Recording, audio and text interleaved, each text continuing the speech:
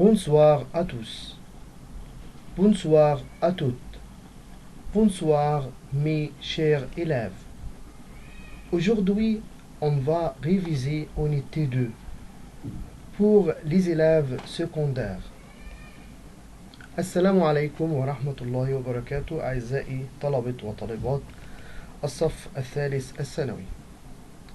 النهاردة إن شاء الله هنراجع مع بعض الوحدة التانية من منهجنا، يبقى فاضل لنا إن شاء الله وحدة ونبقى خلصنا المراجعة. وطبعا كده بنتابع مع بعض على جروب الواتساب اللي هو من خلال رقمنا 010 10 24 2004. هنفتح مع بعض الكتاب، بس قبل ما نفتح الكتاب ما ننساش نعمل اشتراك للقناة، ما ننساش نفعل الجرس عشان خاطر يجيلكوا كل فيديو جديد ان شاء الله. هنفتح مع بعض الكتاب بتاع المراجعة على صفحة رقم 83 اللي هي قدامنا ريفيزيون دو لا troisième année unité 2 الوحدة الثانية اللي هي محتواها من صفحة 84 إلى صفحة 103. هنبدأ في البداية بقراءة الكلمات. لو كلوب دي غورمون. الكلمات مع بعض: ان aliment, un sandwich, un produit, un croissant, un plat, un diapolomène, le sol, un paquet, un repas, le petit déjeuner, le déjeuner, le goûter, le dîner, un sucré, une poisson, une omelette, une tasse, une gousse de vanille. La modération, une bouteille, une catégorie, les friandises, un rayon, les ingrédients, un frigo, un commerce, le popcorn, un plat, un parfum, un jeu, un poutre, des frites,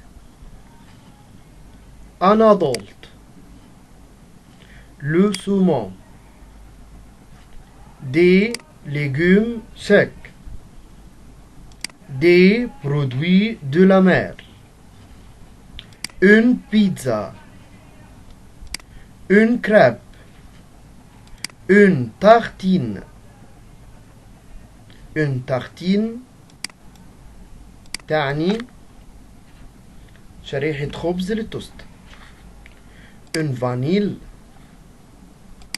une boîte, une devinette, un litre, un gramme, un kilo, un centre commercial, une alimentation, une quantité, une salade de fruits, une poissonnerie, une recette, la santé, une livre, une demi-livre, acheter, respecter, lever, couper, prendre, vouloir, connaître, laver, délicieux, excellent, artisanal, alimentaire, avoir faim, avoir soif, avoir peur, avoir besoin de, trouver, mettre, préparer, deviner, payer, se rendre à, voler, manger, gazeux, surgelé, sans, jouer une scène, différent, il fait, à midi, fonte, principal, surtout, préparer, indiquer, exprimer, lire, coûter, partir, cuisiner, mettre, transformer, un peu, beaucoup, pleut,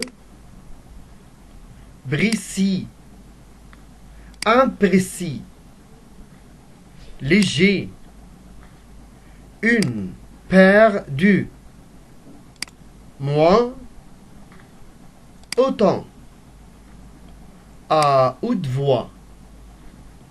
Dans ce cas ديت يا شباب أهم الكلمات عندنا في أونيتي 2. هنبدأ مع بعض من صفحة رقم 86 وهي لي دوكومون القطع. مختارين قطعتين. أول قطعة بيقول لي فيها لي سو دوكومون بوي مي فري أو فو. اقرأ القطعة ثم ضع صح أم في غلط. هنترجم معايا. حوار بين بنت اسمها ليا وبنت اسمها مارتين. ليا بتقول allez courage bon on va où aujourd'hui. يلا بشجاعة. إذن أين نذهب اليوم؟ tu proposes quoi. ماذا تقترحي؟ مارتين قالت on va au restaurant espagnol. فلنذهب إلى مطعم إسباني. j'ai oublié son nom. أنا نسيت اسمه. ليا بتقول لها tu veux dire café إبريكو. تريدي أن تقولي كافي إبريكو. مارتين قالت وي سي سا. أيوة ها هو. ليا قالت non les plats ne sont pas bons. الأكل لم يكن هنالك جيد. et le service est lent والخدمة بتكون بطيئة. مارتين قالت alors tu aimes manger chinois. تحبي إذن تحبي أن تأكلي أكل صيني. on peut aller au Dragon Bleu. نستطيع أن نذهب إلى دراغون بلو. ده اسم مطعم. c'est très bon. إنه جيد جدا. et le service est rapide والخدمة بتكون سريعة. ليا قالت on في الواقع j'ai mangé chinois hier soir. أنا أكلت أكل صيني مساء أمس. alors aujourd'hui إذن اليوم je préfère manger autre chose. أفضل أن أكل شيء آخر. مارتين قالت bon تمام. j'ai une idée. أنا عندي فكرة. je vais acheter des sandwichs sur la place. أنا سأشتري سندوتشات sur la place من الميدان. ils sont délicieux. إنها تكون لذيذة. ليا قالت سوبر رائع. c'est sympa. هذا لطيف. Merci. 1. Le service au café est بريكو et lent.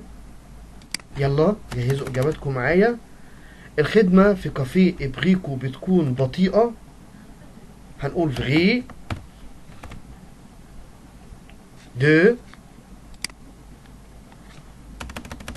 Dragon Bleu est un restaurant espagnol. بيكون مطعم إسباني. برافو. feu. غلط. Numéro 3. Au Dragon Bleu les plats sont très bons. في Dragon Bleu الأكل بيكون جيد جدا. vrai. Bravo. Numéro 4. Léa et Martine cherchent un travail dans un restaurant. ليا ومارتين يبحثوا عن عمل في المطعم. برافو. feu. 5. ليا préfère manger au restaurant espagnol. ليا تفضل أن تأكل في مطعم إسباني. feu. برافو. Numéro 6. Enfin, les deux copines vont prendre des sandwichs. في النهاية الصديقتين هيتناولوا ساندوتشات. طبعا vrai. وديت القطعة الأولى. القطعة رقم 2 في صفحة رقم 87. Lis ces documents puis choisis la bonne réponse. اقرأ القطعة ثم اختار الإجابة الصحيحة. نترجم مع بعض. École de cuisine les neveux chefs. مدرسة الطبخ الطباخين الجدد. Bonjour. Je m'appelle Onze. اسمي أونز. Je suis allemand. أنا ألماني. Et j'ai 42 ans وعندي 42 سنة. Je m'intéresse à la cuisine. أنا بهتم بالطبخ. Depuis longtemps منذ وقت طويل. Et j'ai commencé à apprendre وبدأت apprendre بأن أخذ des cours de cuisine حصص عن الطبخ en France في فرنسا. Aujourd'hui النهاردة j'ai étudié la cuisine française. أنا بدرس الطبخ أو المطبخ الفرنسي. Mais ensuite لكن بعد كده j'aimerais beaucoup أحب كثيرا أحب جدا apprendre aussi les cuisines أن أتعلم أيضا المطابخ إيطاليان الإيطالية شينواز الصينية et ليبانيز واللبنانية. Ici هنا neveu chef في الطباخين الجدد. J'ai fait beaucoup de progrès. أحرز كثير من التقدم. Et je rencontre avec des personnes passionnantes. وأقابل أشخاص شغوفين أي بيحبوا المجال. Vous aussi أنتم كمان. Comme Hans زي هانز. Venez apprendre les cuisines du monde entier. تعالوا اتعلموا مطابخ العالم أجمع. Avec nous معنا. Appelez-le اتصلوا بينا على 010 10 24 2004 pour plus d'informations للاستعلام. au www.leneveuchef.com. Numéro 1. Les neveux chefs, c'est le nom. Bravo. Une école de cuisine. 2. Onze et bravo. Allemand بيكون ألماني. 3. Onze a appris la cuisine 11 اتعلم الطبخ. برافو. En France في فرنسا. Numéro 4. Un neveu chef envoie des personnes. في الطباخين الجدد نرى أشخاص. برافو. Intéressante. مهتمين. الأولى مش سيئين ونل تفهيم وانتريسانت هي مهمين أو مهتمين. Numéro 5. On peut téléphoner à cette école pour. نستطيع أن نتصل بهذه المدرسة لكي. Bravo, c'est apprendre des différentes cuisines. تعلم المطابخ المختلفة. 6. Si on veut plus d'informations de neveu chef on peut utiliser. لو نريد معلومات أكتر عن الطباخين الجدد نستطيع أن نستخدم لو سيت دانترنت موقع الإنترنت. تاني جزئية عندنا هي جزئية السيتواسيون ولا ننسى عليها 9 درجات طبعا. نمشي مع بعض وأهم حاجة الترجمة. Numéro 1. Vous fait une comparaison vous dit. تقوم بعمل مقارنة وتقول. Bravo. B. Les Égyptiens mangent plus de pain que les Français.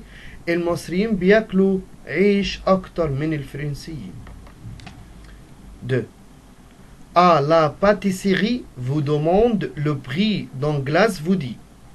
في محل الحلواني بتسأل عن سعر آيس كريم وتقول. برافو. Ça fait combien s'il vous plaît. بكم تكلفة هذا من فضلك. 3. Vous proposez à votre ami d'aller avec lui pour faire les courses. Vous dit. تقترح على صديقك أن تذهب معه للتسوق وتقول. برافو. سي. ça te dit للاقتراح. ça te dit d'aller au supermarché. ما رأيك بأن نذهب إلى السوبر ماركت. Numéro 4. Votre ami vous demande ce qu'il fait pour faire un omelette vous dit. زميلك بيسألك ما يلزم لعمل الأومليت وأنت تقول. برافو. Numéro A. On doit avoir des œufs. لازم يكون عندنا بيض. Numéro 5. Votre ami veut boire il dit. صديقك يريد أن يشرب وهو يقول. برافو. j'ai soif. أنا عطشان. لأن j'ai froid أنا بردان. j'ai faim أنا جعان. j'ai soif عطشان. Numéro 6. Votre ami vous demande le poivron c'est quoi vous dit.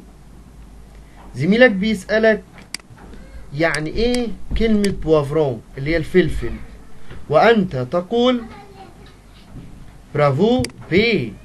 c'est un légume. إنه خضار. Numéro 7.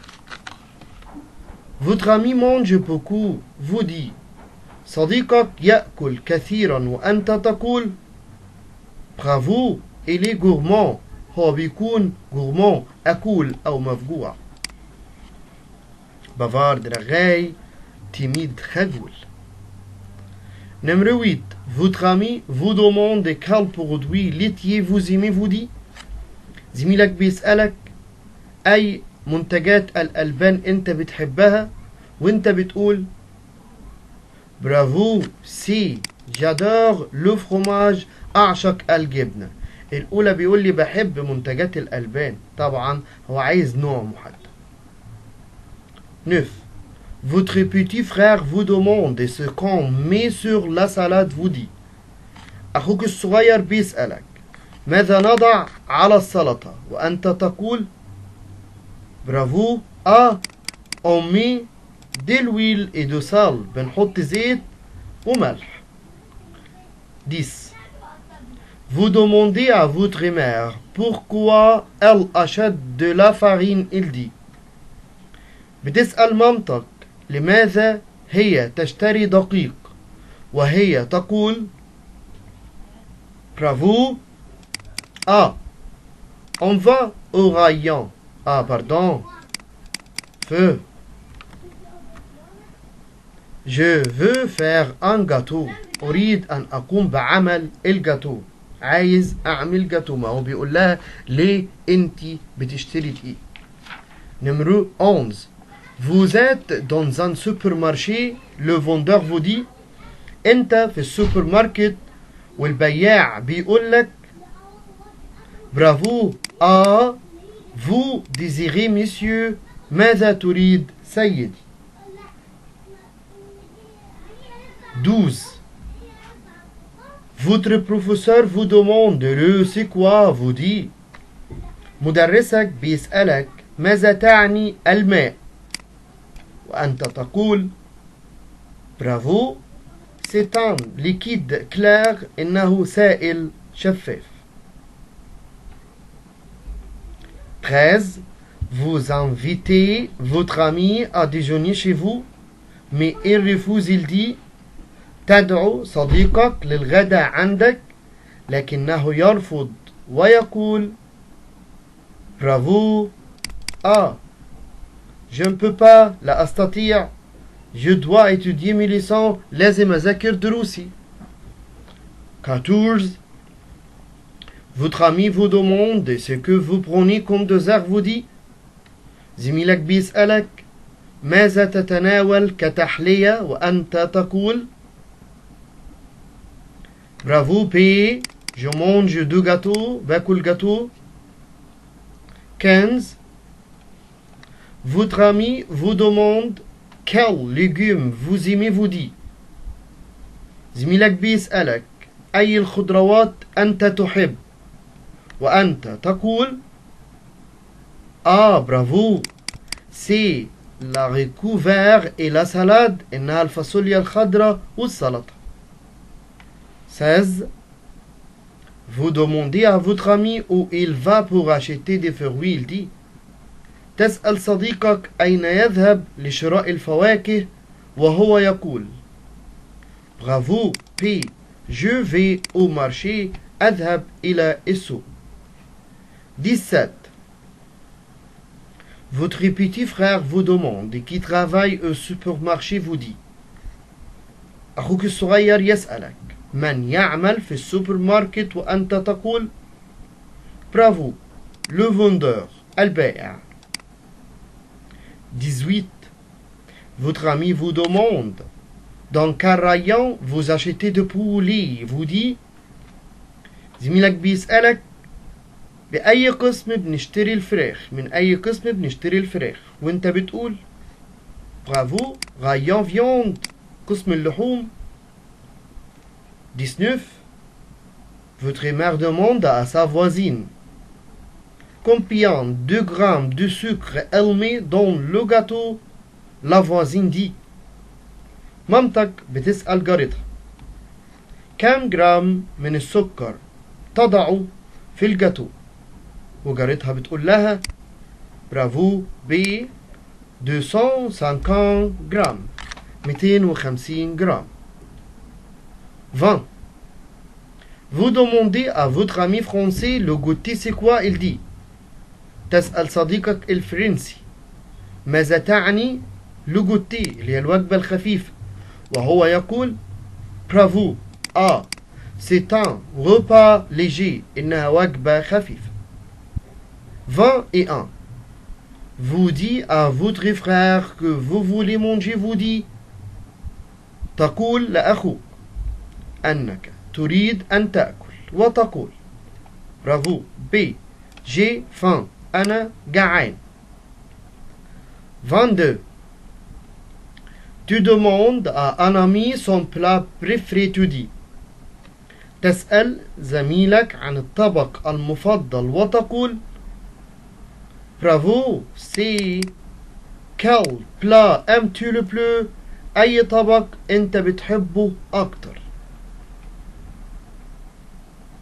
23 dans l'épicerie vous dit à l'épicier في محل البقالة بتقول للبقال برافو. B. Je voudrais de l'eau minérale. أريد مياه معدنية. 24. Au restaurant, vous voulez un repas, vous dit. في المطعم تريد وجبة وتقول برافو.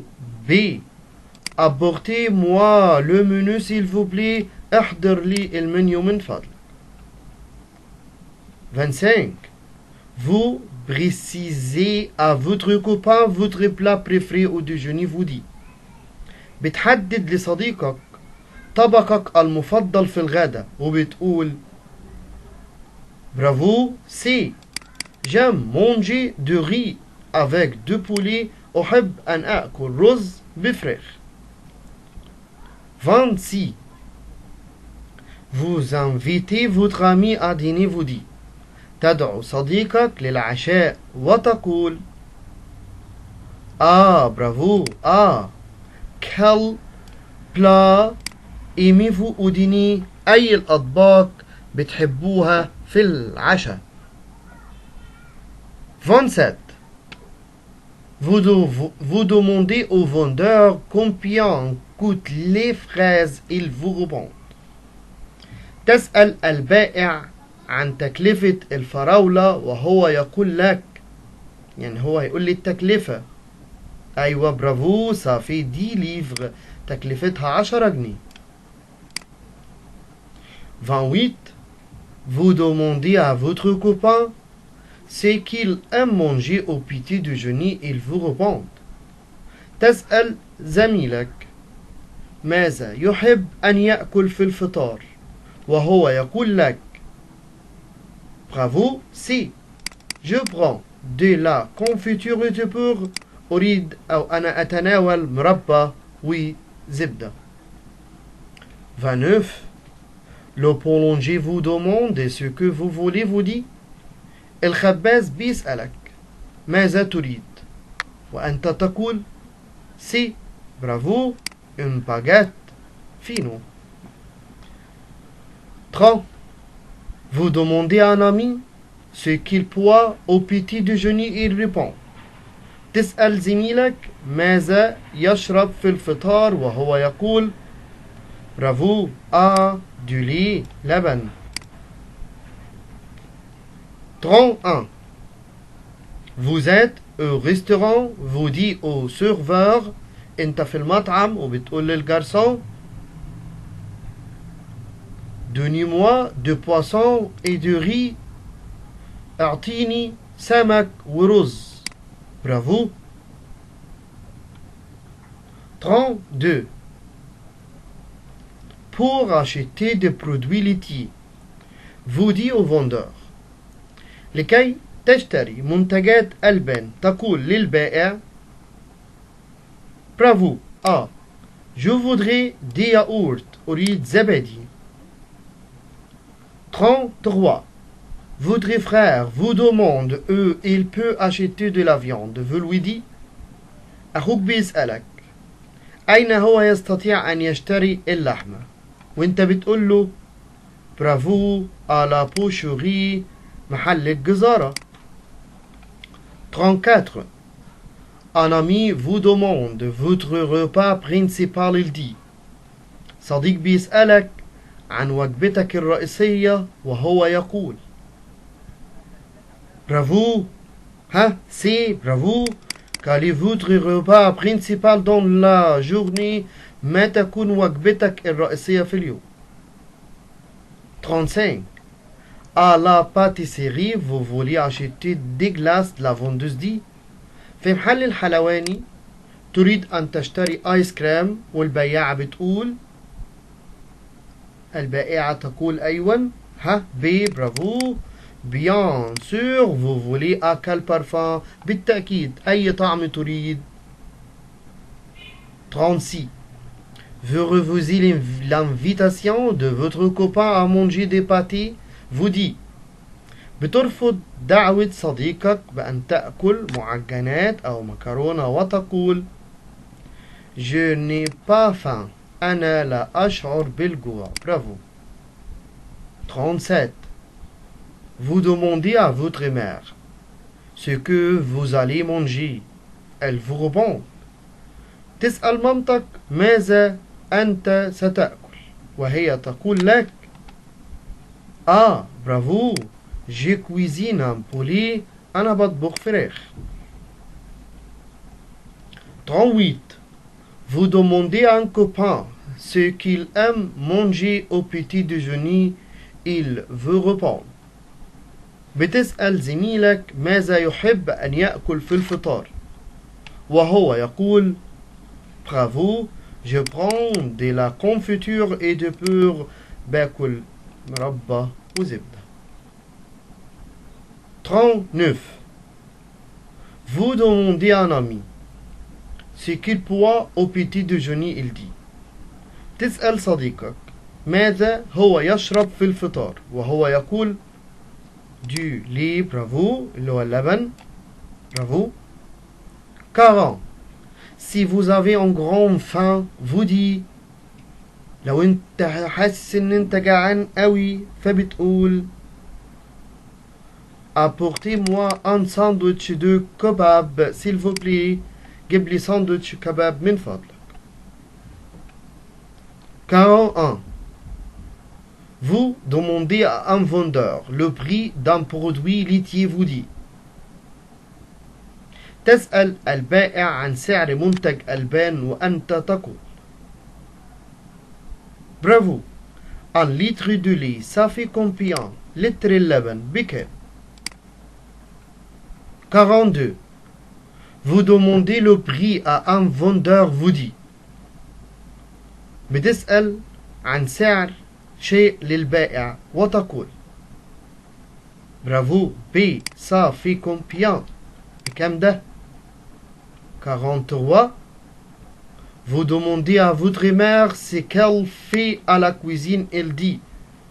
بتسأل مامتك ماذا هي تعمل في المطبخ وهي تقول bravo B je prépare le dîner, بحضر العشاء. 44. Au restaurant vous commandez un repas, vous dit. في المطعم بتطلب وجبة وبتقول bravo apportez-moi le menu, أحضر لي القائمة. 45. Pour vous informer sur le prix des bananes, vous dit. لكي تستعلم عن سعر الموز تقول bravo c'est ça fait combien بكم هذا. 46. Le pâtissier vous demande ce que vous voulez, vous dit. الحلواني بيسألك ماذا تريد وأنت تقول c'est bravo un gâteau au chocolat, gâteau au chocolat. 47. Au restaurant vous commandez le dessert, vous dit. في المطعم بتطلب تحلية وبتقول bravo je voudrais de la glace au citron s'il vous plaît, أريد آيس كريم بالليمون من فضلك. 48. Vous demandez la permission de sortir le soir avec des amis, vous dit. بتطلب الإذن بأن تخرج في المساء مع أصحابك وتقول c'est bravo je voudrais dîner avec mes amis au restaurant, أريد أن أتعشى مع أصحابي في المطعم. 49. Dans l'épicerie vous dit à l'épicier. في محل البقالة بتقول للبقال B bravo je voudrais de fromage, أريد جبنة, عايز جبنة. 50. Pour acheter des légumes vous dit au vendeur لكي تشتري خضروات تقول للبائع bravo je voudrais 2 kilos de carottes, عايز 2 كيلو جزر. 51. Votre ami vous demande pourquoi vous ne prenez pas des glaces, vous dit. زميلك بيسألك لماذا لا تتناول الآيس كريم وأنت تقول Bravo, j'ai mal aux dents. أشعر بألم في الأسنان. 52. Dans un restaurant, le garçon demande ce que vous voulez manger, vous lui dites. في مطعم الجرسون بيسأل ماذا تريد أن تأكل وأنت تقول برافو سي دو بولي فراخ. 53. Vous invitez votre frère à faire le course et vous dit تدعو أخوك للتسوق وتقول B. Bravo, tu viens avec moi à l'épicerie. تيجي معايا لمحل البقالة. 54. Votre ami vous demande ce qu'il doit faire pour avoir en bonne santé, vous dit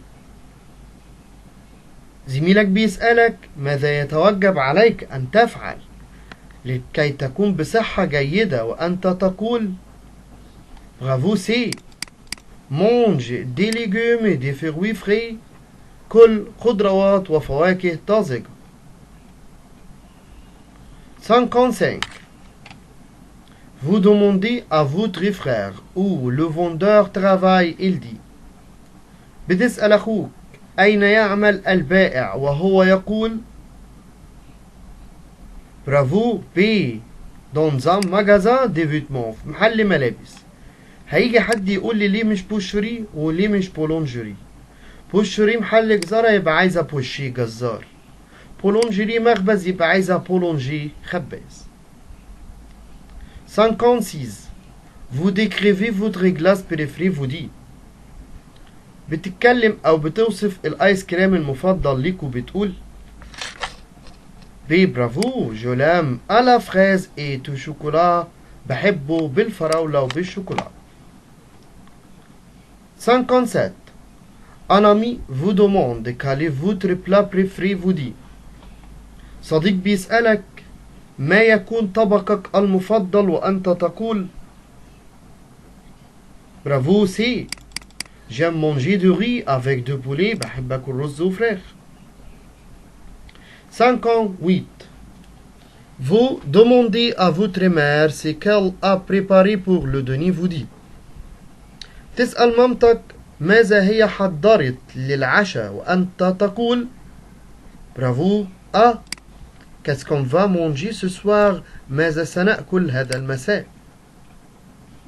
59. Vous voulez faire des courses, vous dit تريد أن تتسوق وتقول Bravo, B. Je vais aller au marché. أنا سأذهب إلى السوق. 60. Votre ami vous demande où vous achetez du sucre et de la farine, vous dit صديقك بيسألك من أين بنشتري السكر والدقيق وانت بتقول له B. à l'épicerie من محل البقالة. 61. Votre ami veut maigrir, vous lui dit صديقك عايز يرفع وانت بتقول له C'est bravo, fais du sport et mange peu. اعمل رياضة وكل قليل. 62. Vous voulez acheter des pommes, vous dit au vendeur تريد أن تشتري تفاح وتقول للبائع C'est bravo, 2 kilos s'il vous plaît. 2 kilos من فضلك. 63. Vous demandez à votre mère ce qu'elle fait à la cuisine, elle répond تسأل مامتك ماذا هي بتعمل في المطبخ وهي بتقول لك C'est bravo, je prépare le repas. بحضر الأكل. 64. Vous demandez à votre frère quel poisson il prend avec le déjeuner. Il vous répond تسأل أخوك أي مشروب هو يتناول مع الغداء وهو يقول لك Ah, dis-le, الماء. 65. Ton frère aime beaucoup manger, tu le décris, tu dis أخوك بيحب قوي ياكل وانت بتوصفه بتقول برافو. بي إلي gourmand هو أكول أو مفجور. 66. Tu demandes à ton ami français le goûter. C'est quoi? Il dit. تسأل صديقك الفرنسي ماذا تعني الوجبة الخفيفة وهو يقول سي برافو c'est un repas léger إنها وجبة خفيفة. 67. Un ami te demande de la quantité de sucre qu'on doit mettre dans la tarte aux pommes. Il dit. صديقتك بتسألك عن كمية السكر اللي بنحطها في تورتة التفاح وتقول C'est bravo. Combien tu mets du sucre dans la tarte aux pommes? قد ايه بتحطي سكر في التارت دي بوم. 68. Tu demandes à un copain les matières grasses dont il mange. Il dit.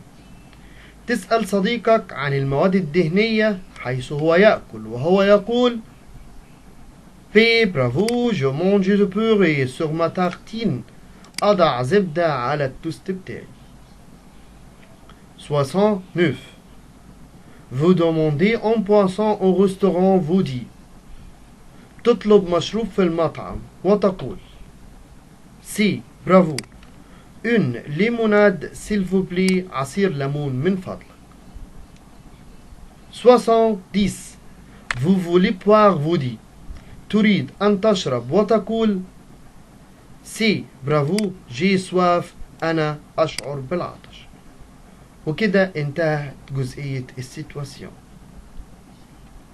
جزئية الجرامير بتاعت النهاردة جزئية خفيفة وصغيرة بتاعت اونيتي 2. Les articles partitifs اللي هي أدوات التجزئة.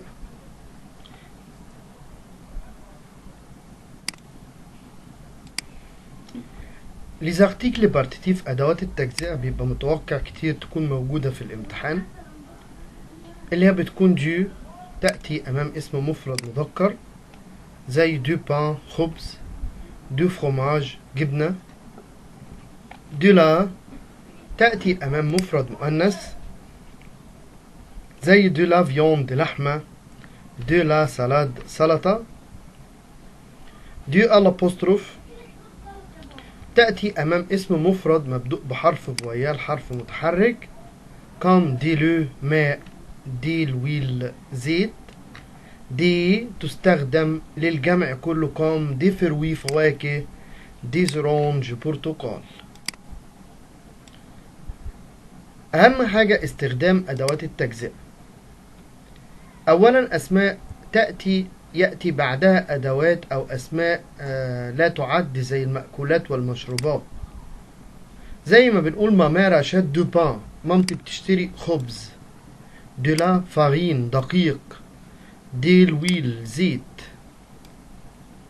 تاني استخدام ليها مع عوامل الطقس إليا يأتي بعده دو لا دي الابوستروف دي زي aujourd'hui النهارده إليا دوفون توجد رياح، دي لوراج برد، دي نياج سحب. 3 مع فيرب فار.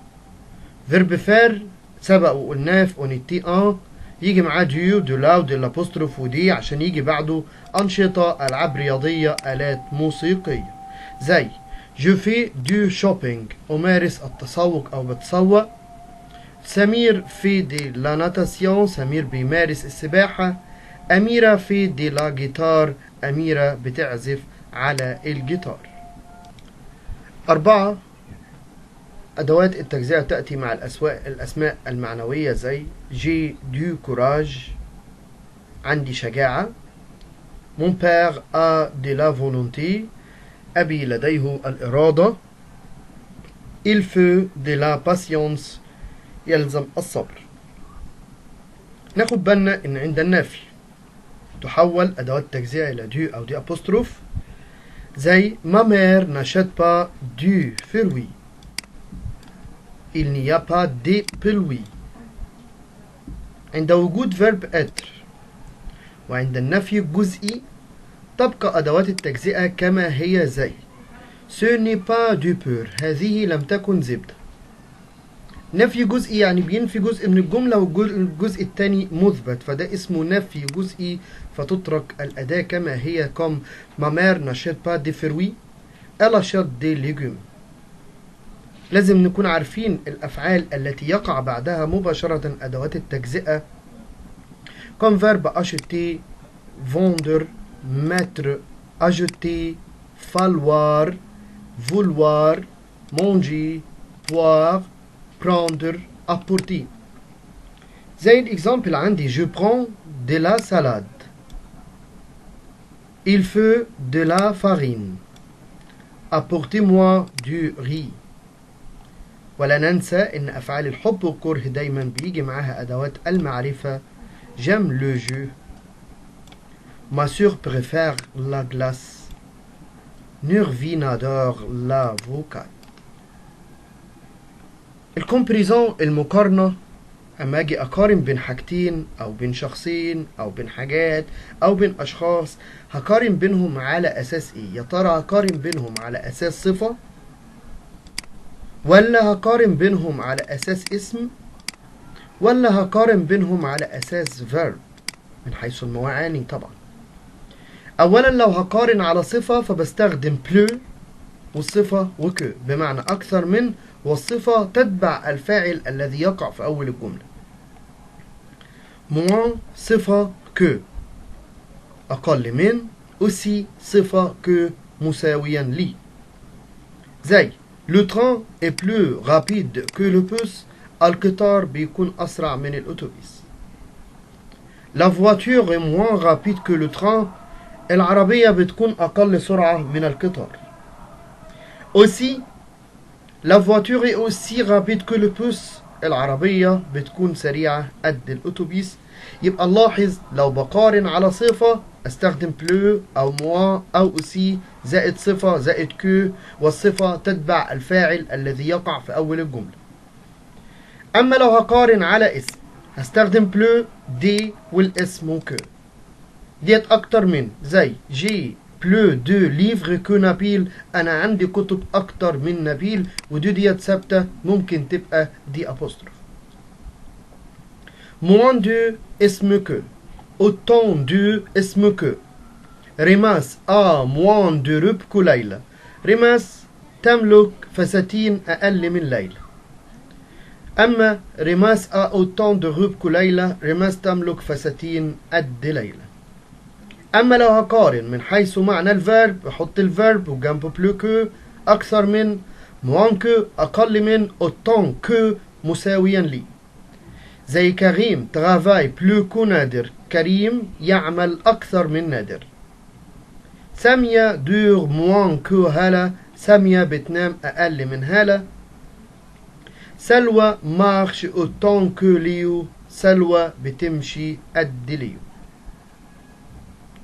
ثالث نقطة عندنا وهي لي كانتيتي امبريسيز، الكميات الغير محددة comme peu beaucoup trop assez moins plus.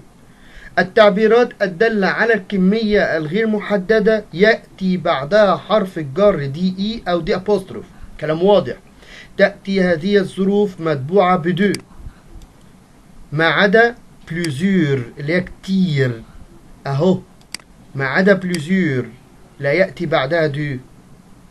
بوكو دو كثير من، بو دو قليل من، أسي دو شوية من، تروب دو كثير من، بلوزيور كتير، بلو دو أكثر من، موان دو أقل من، أوتون دو مساويا لي.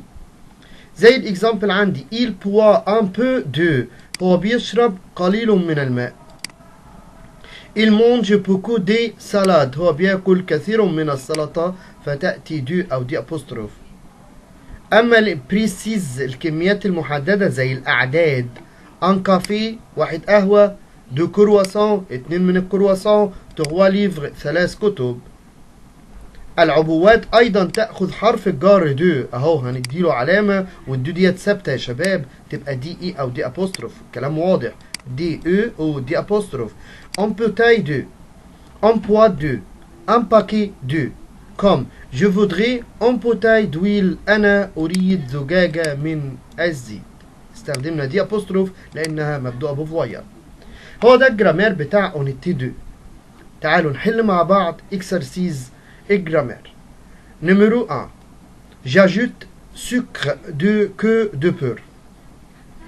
أنا أضيف سكر زبدة. ده أنا بقارن هنا على اسم سكر، يبقى أنا بضيف كثير من السكر على سكر أكتر من الزبدة، يبقى أنا بقارن على اسم هستخدم بلو دو.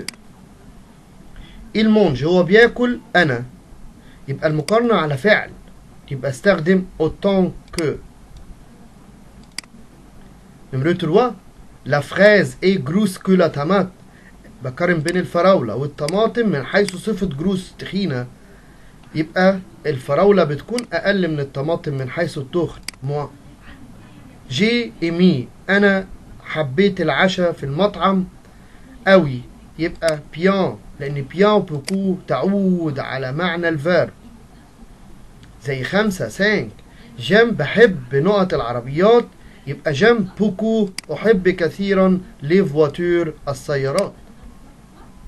سي vous avez travaux، انتم عندكم كثير من الأعمال، يبقى beaucoup de كثير من. Monsieur 7. Monsieur je trouve votre veste belle. belle صفة، très يأتي بعدها صفة أو حال. très belle جميل جدا.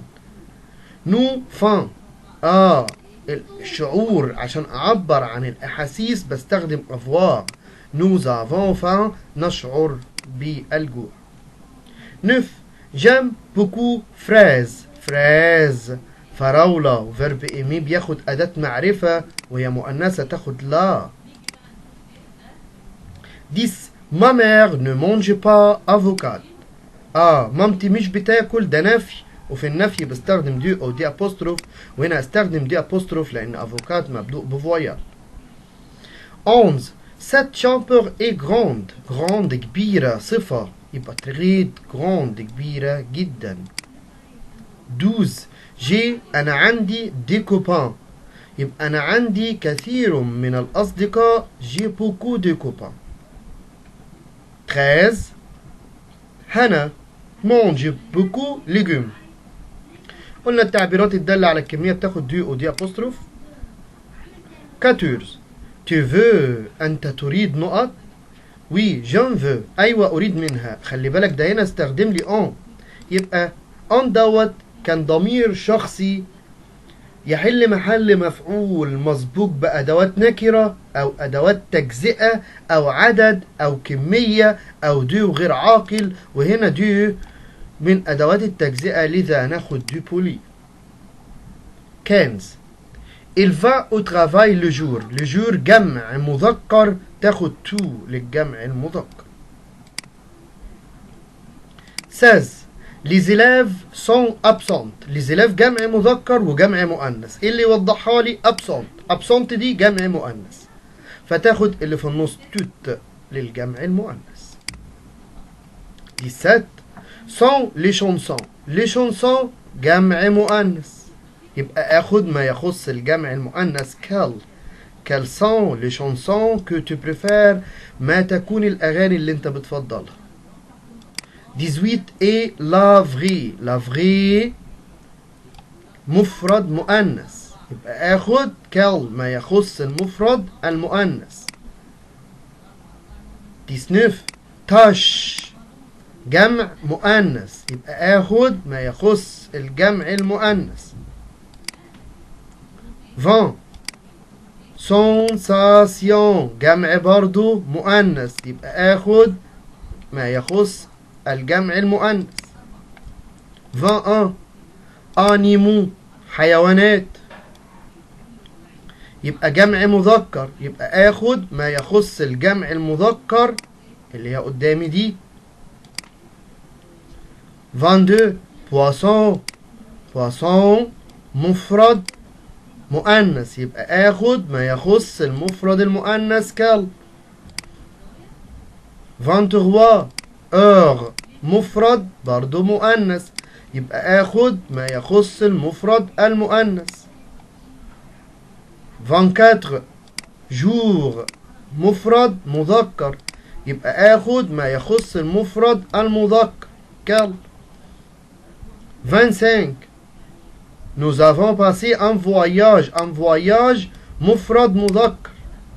عندي agréable تشتغل مفرد مذكر ومفرد مؤنث، اما دي زودنا لها او وديت زودنا لها او.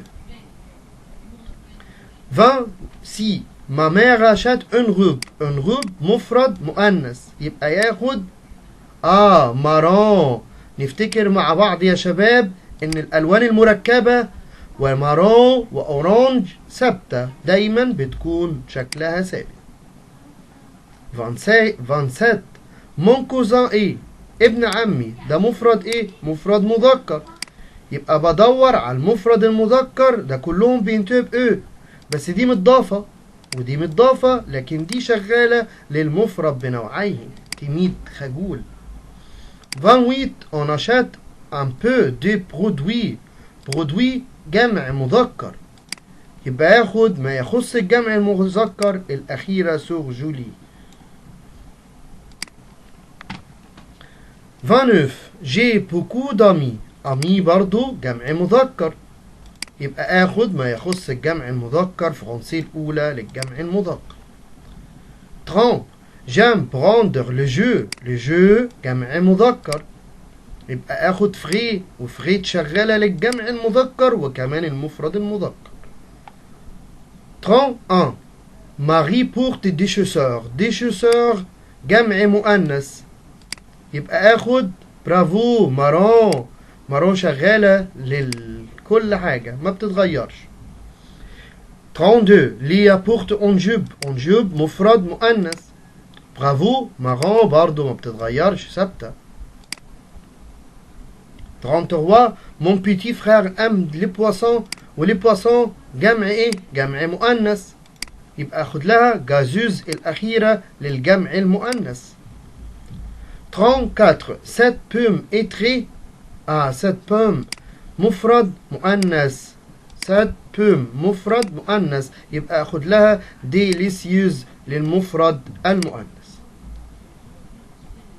35 Hugo va porter sa chemise مفرد مؤنث، تبقى تاخد بلونج للمفرد المؤنث. 36 t'a aidé à préparer ce dîner، ساعدك في تحضير العشاء. لماذا ولا من ولا أين؟ طبعا من، مين اللي ساعدك؟ 37 tu y es allé au musée، أنت ذهبت إلى المتحف. إلى من ولا عند من ولا مع من؟ طبعا avec qui مع من. 38 fais-tu du shopping، أنت بتتسوق. je ne sors avec personne، أنا مش بخرج مع حد، يبقى أقول له مع ماذا ولا مع من ولا من. طبعا عشان في الرد كان avec personne مع شخص مع حد، يبقى أقول له avec qui مع من. 39 vas-tu à la fête، هل أنت تذهب إلى الحفلة؟ le soir في المساء، المساء يبقى متى. 40 tu n'aimes pas la langue française، أنت لا تحب اللغة الفرنسية. أين ولا من ولا لماذا؟ طبعا الإجابة pourquoi لماذا. 41 tu n'aimes pas ton professeur، أنت لا تحب مدرسك. أين ولا من ولا لماذا؟ طبعا pourquoi لماذا لا تحب مدرسك. 42 vas-tu à l'école، تذهب إلى المدرسة. الرد كان لو ماتان، الصبح ده ظرف زمني، يبقى quand متى تذهب إلى المدرسة. 43 tu as peur de l'examen، تشعر بالخوف من الامتحان. من ولا ما ولا لماذا؟ يبقى pourquoi لماذا بتخاف من الامتحان. 44 tu n'as pas fait ton devoir، انت ما عملتش واجبك. pourquoi لماذا ما عملتش واجبك. 45 fermez-vous la porte de la chambre. بتقفل باب الأوضة. برضو pourquoi لماذا تقفل باب الأوضة. 46 vends-tu أنت تبيع. من ما ماذا، يبقى ماذا بتبيع، انت بتبيع ايه. 47 les tartines c'est التوست ماذا يعني. كوا ماذا، وكو ماذا، بس كوا تأتي في آخر أو في وسط السؤال، أما كو تأتي في الأول فقط. 48 il mange viande que de poulet. هو بياكل لحمة، ده اللحمة ده اسم مقارنة على اسم يبقى فيها دو، أي autant de. 49 vous achetez أنت بتشتري نقط. قال له دو جاتو جاتو، يبقى أنت بتشتري إيه، ماذا، ماذا تشتري.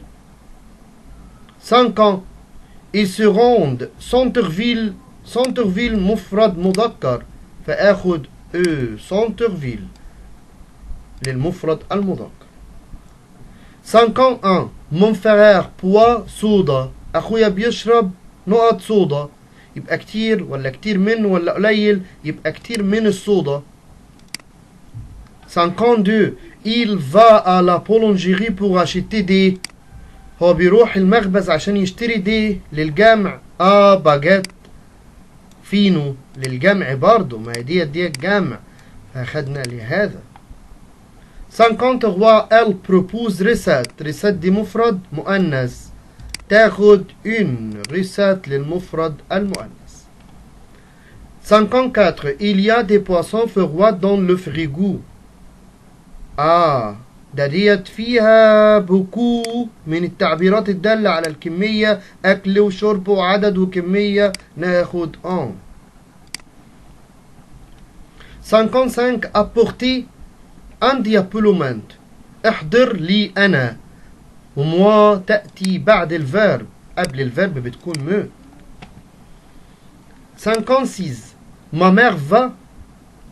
لو بوشي ده عاقل، حرف الجر اللي بيجي بعده العاقل هو حرف الجر شي. عند مامتي تذهب عند الجزار.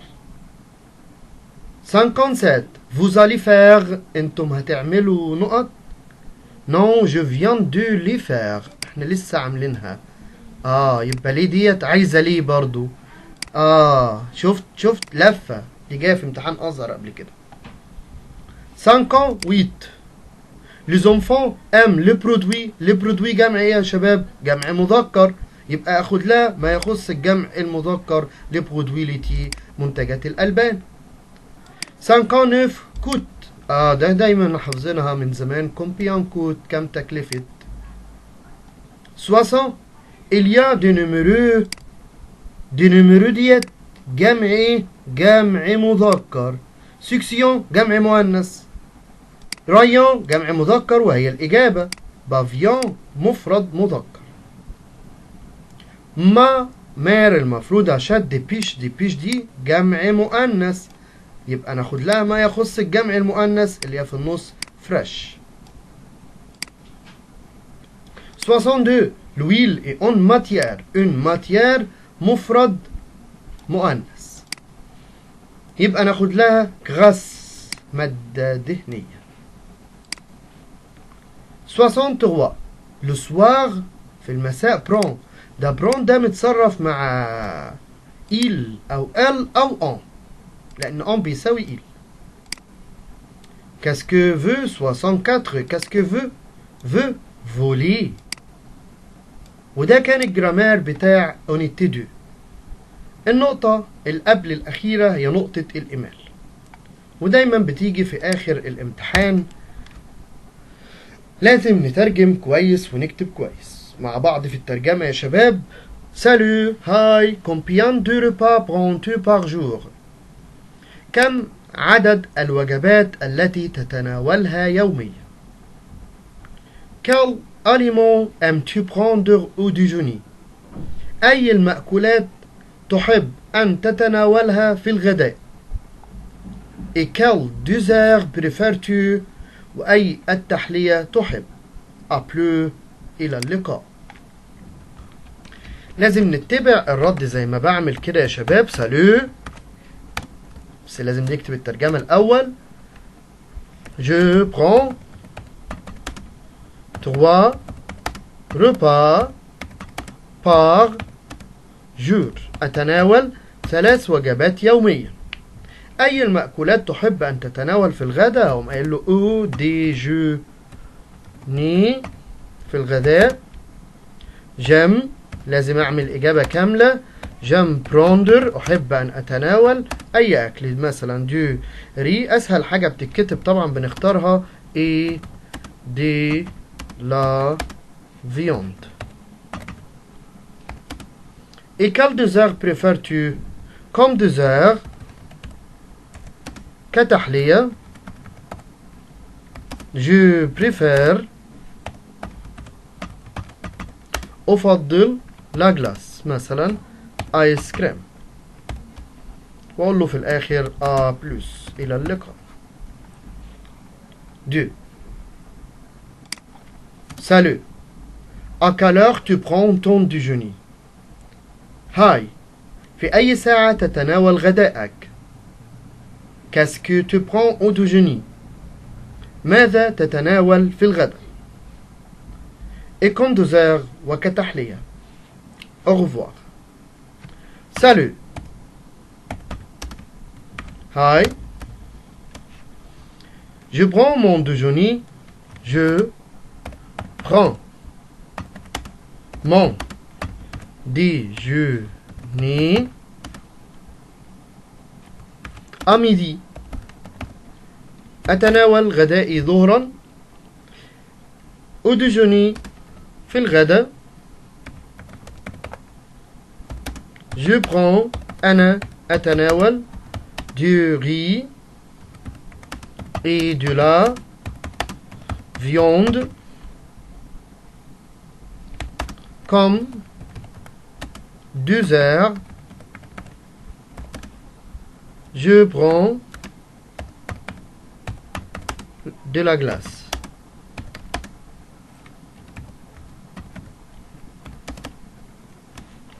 Au revoir.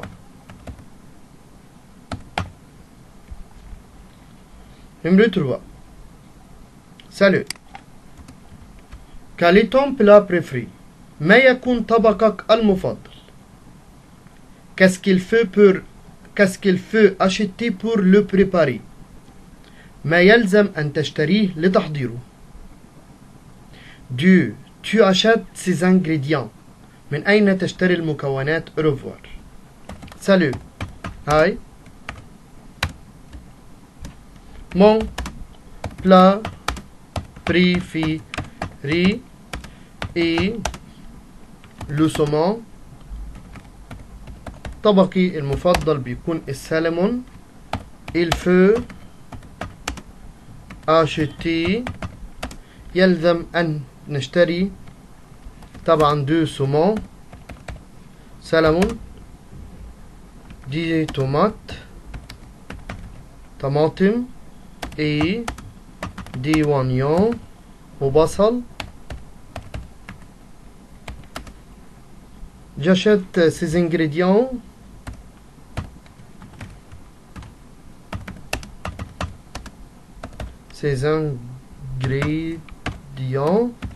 اشتري مكوناته au supermarché. Au revoir. Numéro 4. Tu peux m'expliquer à quelle heure tu te lèves؟ تقدر تشرح لي في أي ساعة تستيقظ؟ Qu'est-ce que tu manges le matin؟ ماذا تأكل في الصباح؟ Quand vas-tu à la bibliothèque؟ متى تذهب إلى المكتب؟ يبقى أقول له je me lève à 7 heures. بصحى الساعة 7. Le matin في الصباح. Je mange باكل du pain et du fromage عيش وجبنة. Je vais à la bibliothèque le mardi. بروح المكتبة يوم الثلاث. Email numéro 5. Salut, hi. Je voudrais t'inviter au déjeuner. أريد أن أدعوك للغداء. Où préfères-tu le prendre? أين تفضل أن تتناول الغداء؟ Qu'est-ce que tu aimes manger? ماذا تحب أن تأكل؟ Qui va venir avec toi? من سيأتي معك؟ Salut. Hi. Je préfère le prendre. أحب أن أتناوله au restaurant في المطعم. ماذا تحب أن تأكل؟ J'aime manger du saumon. أحب أن أكل سمك سلمون. Qui va venir avec toi? Mon cousin va venir avec moi. ابن عمي هيجي معي. Numéro 6. Salut Thomas. Hi Thomas. Quel aliment tu vas acheter au supermarché? أي المأكولات ستشتري من السوبر ماركت؟ Dans quel rayon tu dois aller? إلى أي قسم يجب عليك أن تذهب؟ Bisous Liu. باي باي أو كوبولاتي ليو. Salut. Hi Liu.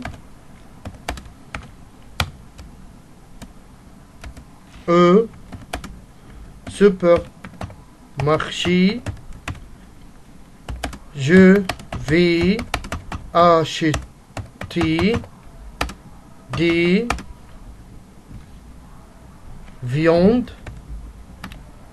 هشتري لحوم. Je dois aller au rayon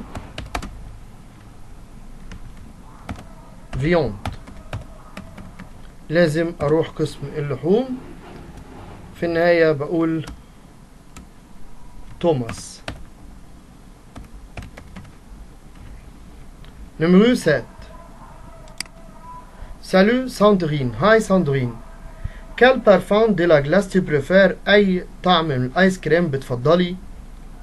Quel est ton repas principal؟ ما تكون وجبتك الرئيسية؟ Tu prends quoi en ce repas؟ ماذا تتناولي في هذه الوجبة؟ Au revoir لورا. إلى اللقاء لورا. هنقول سالو. هاي لورا. هاي لورا. Je préfère la glace